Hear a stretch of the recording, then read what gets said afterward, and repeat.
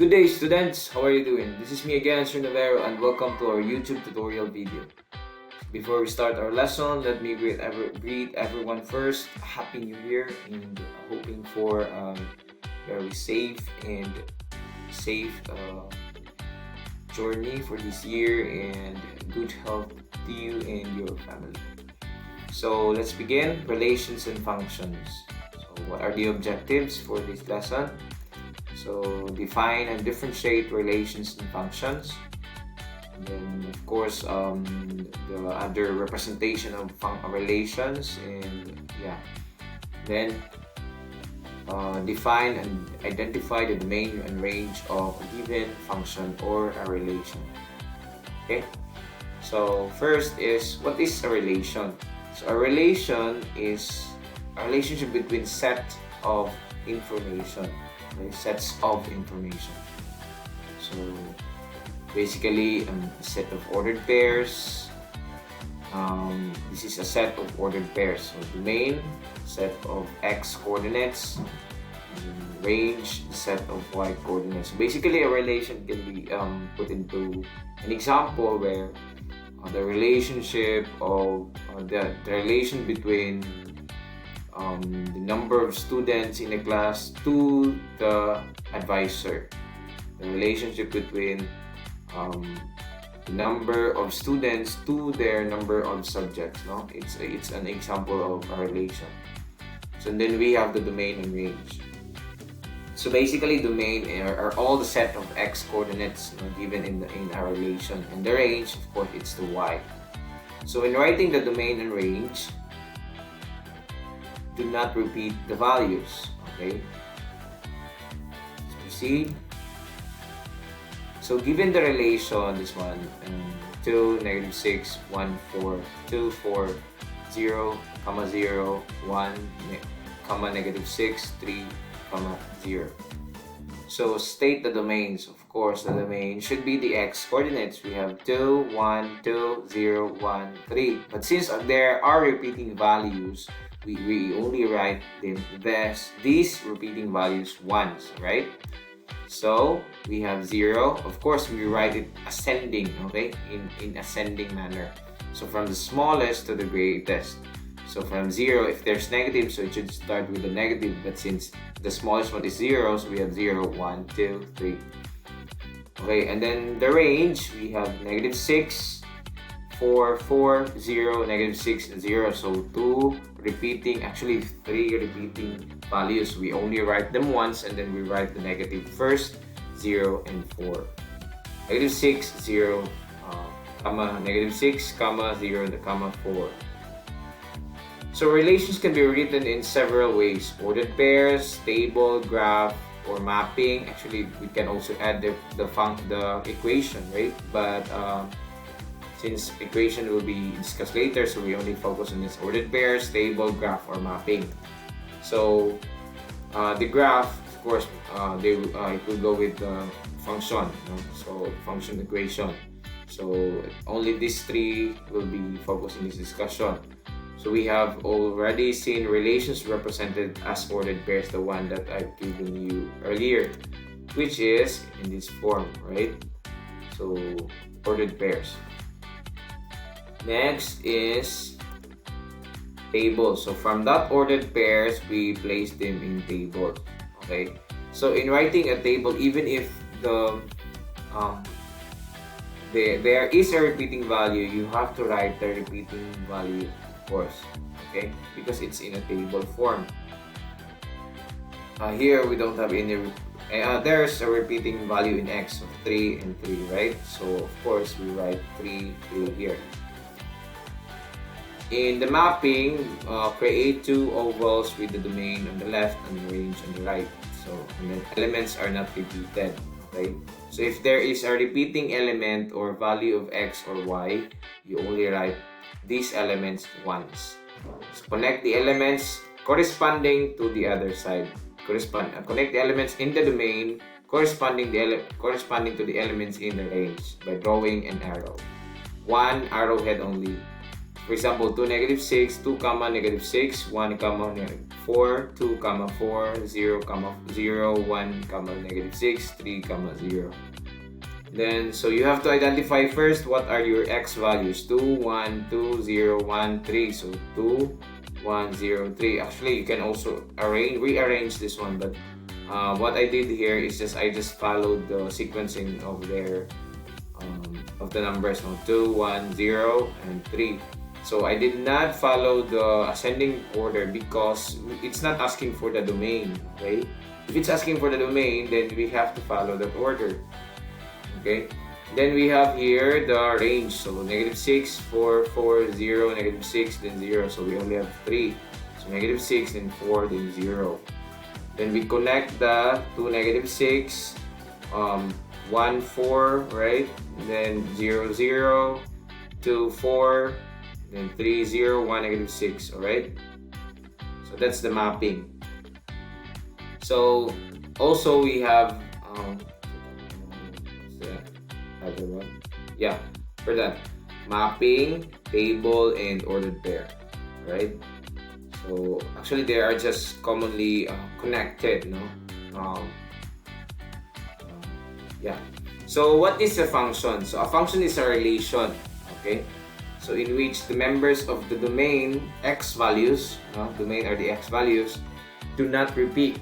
Okay? There is no repeating element in the domain of the given relation. So that is a function.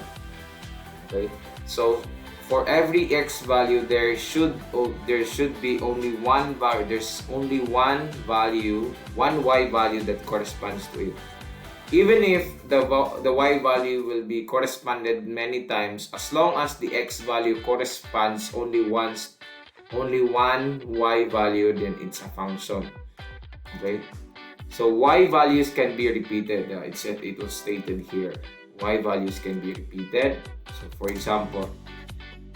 Let's proceed to this one. So do the ordered pairs represent the function? Of course. Okay. So this one.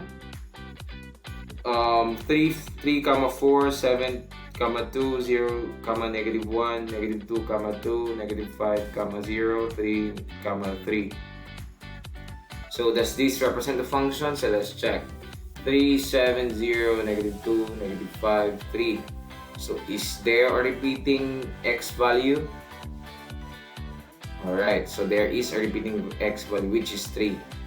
So no, 3 is repeated in the domain. Okay? Even if 2 is repeated and then this one, the 3 in the domain is not repeated, 2 here in the range or y value is repeated, that is a function. But this time the domain is repeated. One of the elements in the domain is repeated, which is 3. So that is why this is not a function.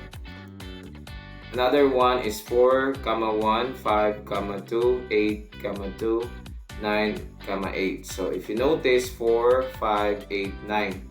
So no repeating value, even if even if the y value is repeated here, it is still a function. No x coordinate is repeated. It doesn't matter if the y value is repeated, as long as no element in the x coordinate is repeated, it is a function. Okay, so the graphs of a function. So if a vertical line is passed over the graph, given a graph, how do you check if it's a function? So if a vertical line is, you are going to use the vertical line test. So if a vertical line is passed over the graph and it intersects the graph in exactly one point, the graph represents a function. The vertical line in the xy plane, so if it crosses that line, then it signifies a function. So how to identify the domain given a graph? Okay, so if the graph stretches left, are we using the same? This is your left, right? So if the graph stretches left and right, the domain will be all real numbers. But if not, there is a restriction. So I'll show you later. How to identify the range? If the one arrowhead of the graph goes up and the other arrowhead goes down, the domain would most likely all real numbers. But if the other one does not go up, and then you have like two arrowhead are on the same direction, there is a restriction. Okay, so but these are just the indication that the domain and range are will be most likely all real numbers if this will be followed. The domain, the graph stretches from left to right, stretches left and right. The domain will be all real numbers, but for the range it should go up and down, so the domain will most likely be all real numbers. So let's proceed. For example, we have here a graph. This is just an example, right? So does this represent a function? And then name the domain and range. So yes, it represents a function. Why? Because it crosses the y-axis, okay, once only. So if you notice, this part is the intersection, okay, this one. So let me use a blue one. So this is the intersection, so that is why it's yes. What is the domain? So the domain, if it stretches from left to right and left and right, of course it's all reals. And then if it's going upwards and downwards, the arrow is going upwards and downwards, also it's all reals, right? Next, we have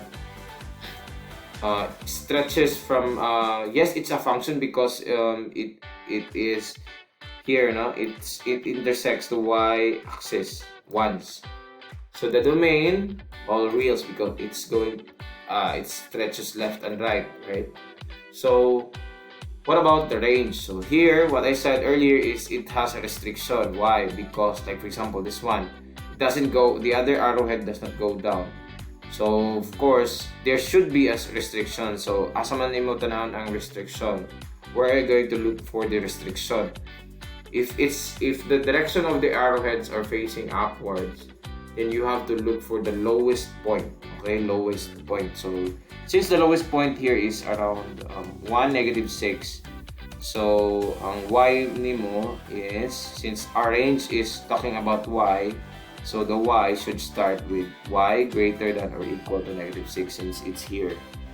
This one, y greater than or equal to -6. Alright, let's move on. Number 3, we have this one. So stretches from left to right, no. So it's not a function because it stretches only to the right. Okay, so the domain, yes, it's somewhere here. Ang x niya, 1/2, greater than or equal to 1/2.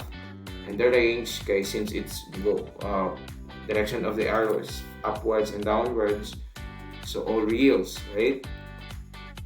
And then this one, this is not a function because of, why is it number 3 is not a function? Because it did not intersect the y-axis. Number 4, it intersect the y-axis but 3 times, so it's not a function. So domain niya is all reals. Range then is all reals, right? Because it's extending left and right and then moving up and down. Okay, here it stretches, it intersected the y-axis once, so yes, it's a function. Name the domain. The domain goes stretches left and right, so all reals. And then the range is, since since both arrows are facing upwards, so we can actually see na puro siya upwards. So of course, ang range niya is restricted, so we should look for the lowest point. So it's somewhere here, that is the lowest point. So it's -6 gyapon, so y greater than or equal to -6. So this is not a function because it did not intersect the y-axis. So ang yang domain is x equal to 2.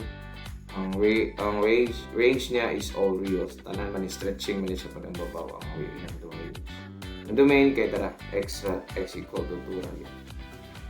Okay, so we'll have this video, the continuation of this video for as part 2. Thank you and God bless.